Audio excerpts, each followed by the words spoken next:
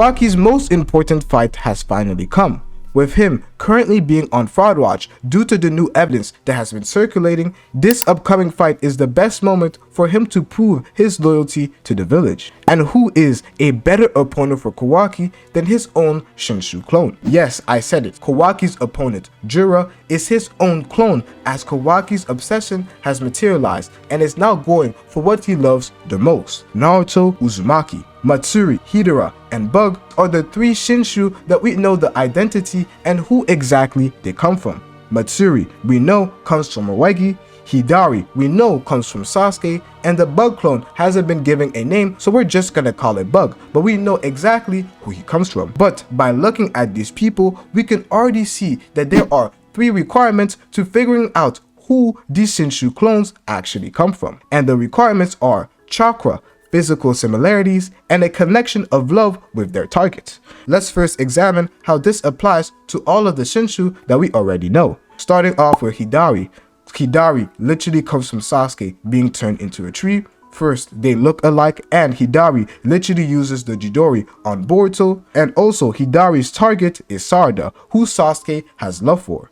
The same is with Matsuri, who literally used the same move that she used on Amato and has physical similarities with Moegi. Moegi has love for Konohamaru, and the clone is targeting Konohamaru. The same thing with Bug. Bug, although we haven't seen him use ninjutsu, we can clearly see by their appearance that they look alike.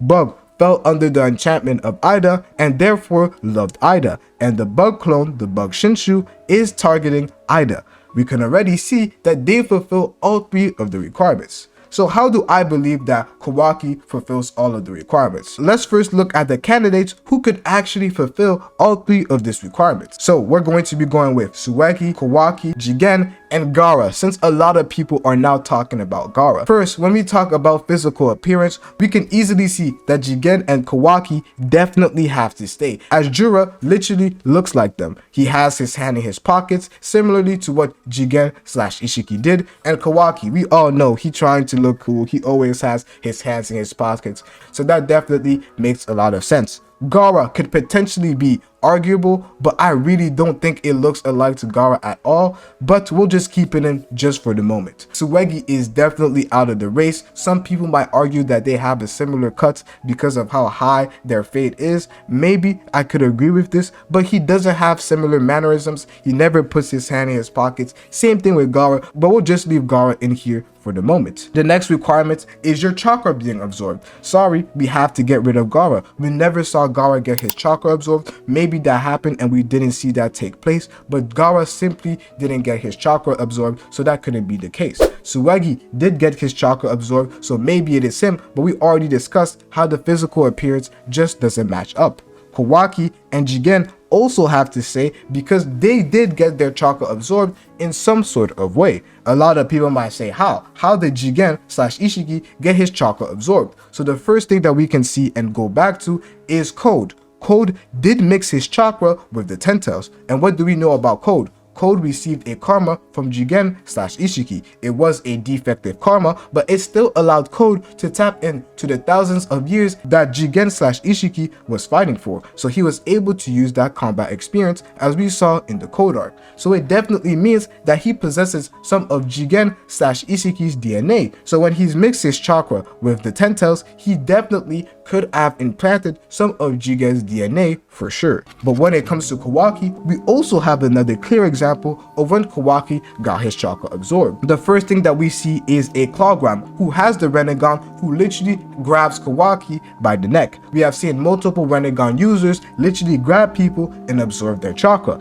The same thing with the White Zetsus, who literally created their own sort of internal invasion by using these tactics. So it does make a lot of sense that the Clawgrams, who originate from the Ten Tails, could definitely do the same thing. So both Kawaki and Jigen/Ishiki got their chakra absorbed by the Ten Tails. Now, this is the part that leaves us with Kawaki and Kawaki alone, and that is the last requirement, which is love. Jigen literally doesn't have any love for Naruto. You cannot convince me that there is love between Jigen/Ishiki and Naruto. There is literally no love when it comes to that. Kawaki is the only one who remains, as Kawaki is literally obsessed with Naruto. We all know this. Kawaki's obsession with Naruto is clear and evident throughout the entire series. So Jura is a clone of Kawaki. This means that they will actually end up fighting, because we know that Jura is actually not trying to eat an Otsutsuki at the moment. He's not really intrigued by Kawaki, but he is actually intrigued by Naruto Uzumaki. This does make a lot of sense, knowing that he comes from Kawaki, which also just reinforces that Kawaki loves Naruto and is doing everything through the love that he has. So how exactly would this fight end up going down?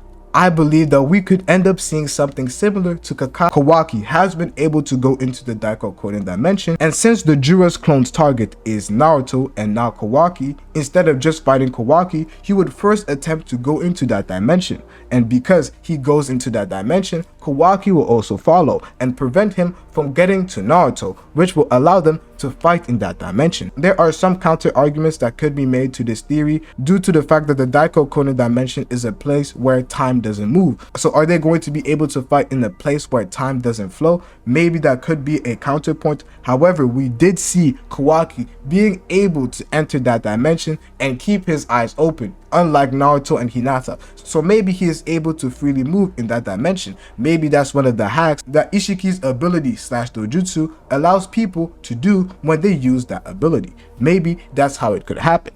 But what would be the result of this fight? In my personal opinion, there are two ways this could actually end up going. The first way I believe this fight could end up going would be for Kawaki to collect a slight but difficult W. In my opinion, there could be the possibility of Jura not knowing how to fight at his best abilities due to it just being born. So he might have some crazy hacks and abilities, but he just hasn't mastered and just doesn't know all the abilities that he has been shown to possess. So Kawaki will collect a slight W, and then they would end up leaving for a time and then coming back to fight Kawaki. But I believe it would be a little bit lame, and the cooler option to me would be for Kawaki to get completely destroyed. Before I say this, don't say I'm a hater of Kawaki. Obviously, Kawaki is top 2 characters in the series after Boruto. Boruto is the better character in my opinion, but Kawaki is definitely up there. But the reason why I'm saying that this could end up being the case is that Kawaki would get absolutely destroyed.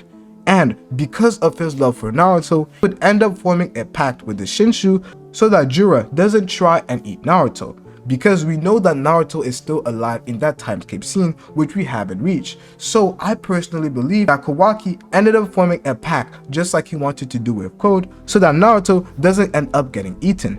And that pact is one of the reasons why I believe that Boruto is kind of pissed at Kawaki in the timeskip, as he literally says, "I didn't believe that you would go so far." And Kawaki joining these groups of people, the people who turned into his master, I don't think Boruto will agree with it at all, because there is a possibility that killing them would help bring Sasuke back. And if Kawaki teams up with the people and prevents Boruto from being able to bring Sasuke back, I definitely don't think that Boruto and Kawaki will be thinking on the same length.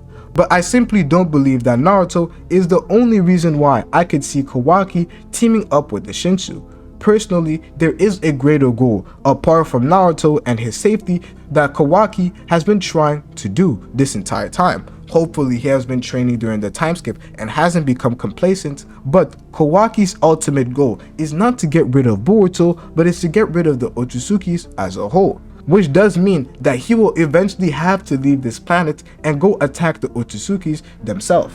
This could either be by some Otsutsukis coming to this planet. We still haven't forgotten about the missing Otsutsukis. Hopefully Kijimoto does end up tying them in. However, Kawaki will have to go to a different planet and fight these Otsutsukis. Maybe the Otsutsukis come first, causing Kawaki to get pissed after the destruction, and he teams up with the Shinshu to go and retaliate. This is something I could definitely see coming to be, because Kawaki has to get rid of the Otsutsukis some sort of way. But there also is another character who I literally don't know where we go from now. Code. What does Code do from now on? You guys literally have to let me know, because I can't think of a way that Code is going to come back, at least right now. Maybe he has some crazy type of personal arc where he does become an Otsutsuki, but for the moment there is literally nothing he can do. And I definitely believe that these Jura clones are going to be very strong, and we're going to be seeing some sort of fights on the level of Naruto and Sasuke versus Jigen, because in my personal opinion, I believe that that is the best fight that we have seen seen in the manga. Not in the anime, we have seen some crazier fights in the anime, but in the manga, when it comes to Ikimoto going crazy, I personally believe that the fight between Sasuke and Naruto versus Jigen was Ikimoto at his finest. But this all seems to point that we are getting closer and closer to that part in the timescape that we have been waiting for. Boruto has made his way into the village, with Kawaki who is already there.